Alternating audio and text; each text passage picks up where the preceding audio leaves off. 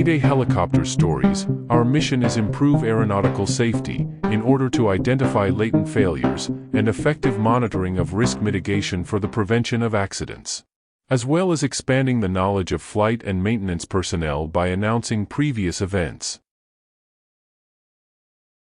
On July 3, 2015, at 13:39 MDT, an Airbus helicopter AS350B3E, registered and operated by Air Methods Corporation, took off from the Summit Medical Center helipad in Frisco, Colorado. The purpose of the flight was to attend a Boy Scout camp on a public relations mission with a crew of 1 pilot and 2 flight nurses. Immediately after takeoff, the pilot experienced loss of control of the helicopter. A flight nurse recalled a rough takeoff with an unusual pitch. Investigators determined that as the pilot continued the takeoff, the helicopter began to spin violently counterclockwise. After reaching around 100 feet in the air, the helicopter began to descend, still spinning. The pilot was unable to regain control and the helicopter crashed into a parking lot adjacent to the helipad, impacting an RV. Almost immediately, fuel began to spill from underneath the helicopter. Approximately 3 seconds after impact, the fuel ignited, resulting in a post-crash fire. One of the flight nurses was ejected upon impact, sustaining major injuries. The second nurse awoke, pushed the left side door of him and freed himself. He received severe second and third-degree burns. The pilot sustained fatal blunt force trauma and thermal injuries. The site of the crash was a parking lot adjacent to the helipad, with the helicopter impact point being 360 feet southwest from the pad, according to the NTSB report. After reaching an altitude of approximately 100 feet, the helicopter descended and struck the ground. The helicopter rolled onto its right side, striking an unoccupied RV. The lack of a crash-resistant fuel system led to a post-crash fire, consuming or severely damaging most of the aircraft. This included the main fuselage and tail boom. The AS350 series has multiple configurations of hydraulics control systems. The AS350B3E comes equipped with a dual hydraulic system for the main rotor and uses only a single hydraulic system for the tail rotor. The system components consist of the hydraulic systems, a yaw servo hydraulic switch, a yaw load compensator accumulator, and accumulator test button. According to the pre-flight expanded checklist, the pilot is to turn off the yaw servo hydraulic switch. This separates the main and tail hydraulic systems and allows the testing of the yaw load compensator and accumulator. Once the pilot turns off the yaw servo hydraulic switch and depresses the accumulator test push button, the hydraulic assistance is removed, and the pilot is to test the pedals. Once this routine is completed, the pilot is to re-engage the yaw servo hydraulic switch to on, restoring the hydraulic assistance to the pedals. On the accident flight, the pilot failed to re-engage the yaw servo hydraulic switch to on and therefore did not repressurize the system. Operation of the tail rotor controls with hydraulic assist requires a light pedal force, but the force required increases to 30 to 45 pounds with yaw load compensator pressure. However, with the yaw load compensator and yaw load compensator accumulator depleted, the pedal force to maintain a steady heading would be about 161 pounds, per the NTSB accident report. Without any indication of loss of tail rotor hydraulic pressure, the pilot may not recognize the need for these large pedal forces.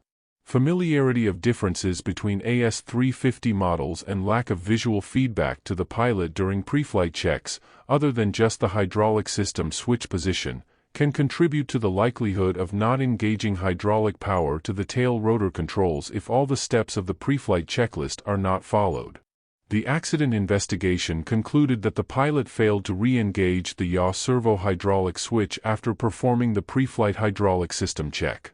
The lack of hydraulic assistance to the pilot resulted in pedals feeling stuck unless considerable force was used. As a result, the pilot lost control of the helicopter and crashed. Hover check. A hover and systems check consists of bringing the helicopter to a stabilized hover before initiating takeoff. The FAA published SAFO 16016, Helicopter Stabilized Hover Checks Before Departure, dated November 15, 2016, to remind pilots of the safety benefits of performing a hover check. The Helicopter Flying Handbook, FAA H8083-21B, states the following in Chapter 9, Section Vertical Takeoff to a Hover. A vertical takeoff to a hover involves flying the helicopter from the ground vertically to a skid height of 2 to 3 feet, while maintaining a constant heading. Once the desired skid height is achieved, the helicopter should remain nearly motionless over a reference point at a constant altitude and on a constant heading. Further, the Helicopter Flying Handbook states, very slowly increase the collective until the helicopter becomes light on the skids or wheels. At the same time apply pressure and counter pressure on the pedals to ensure the heading remains constant. Continue to apply pedals as necessary to maintain heading and coordinate the cyclic for a vertical ascent.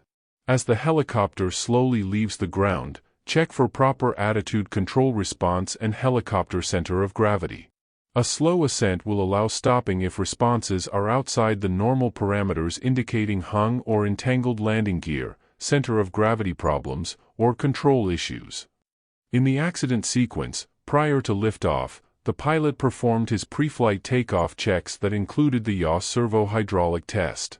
Per instructions in the Airbus AS350B3E series expanded checklist, the pilot disengaged the yaw servo-hydraulic switch to check the hydraulic assistance. However, he failed to return the switch to the on position. Upon completion of the pre-flight checklist, the pilot resumed his takeoff sequence and lifted into a climb, appearing to bypass a hover check. During ascent, the helicopter immediately began to spin as shown in the video footage from the landing pad. The combination of unanticipated yaw and taking off perpendicular to the wind's direction contributed to the pilot's inability to counteract the helicopter's torque. These factors lead to the loss of control of the helicopter, which could have been possibly prevented with a hover check. Tail rotor hydraulic system check. The hydraulic pressure check was moved from a pre-flight operation to a post-flight check. The FAA issued Airworthiness Directive AD 2015-22-52 to move the yaw servo-hydraulic pressure check to post-flight checklists.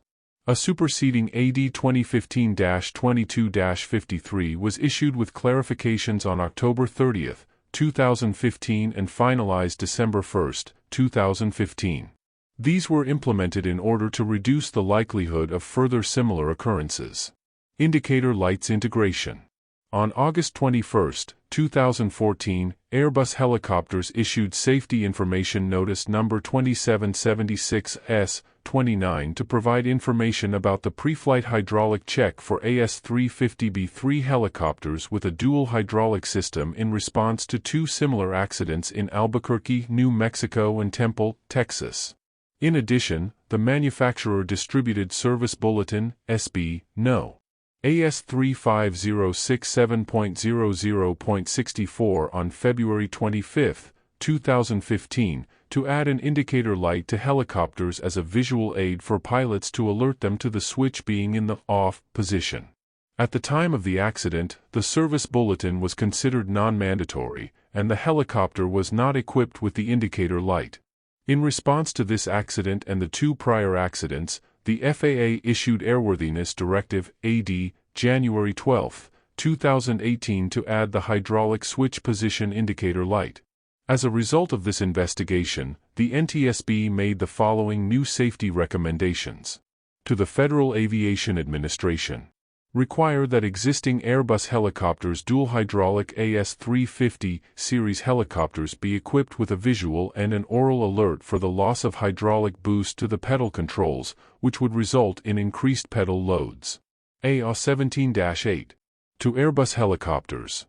For newly manufactured dual hydraulic AS350 series helicopters, assess and implement changes to the dual hydraulic system that would both ensure pedal control hydraulic assistance and mitigate the possibility of pilot error during any check of the hydraulic system.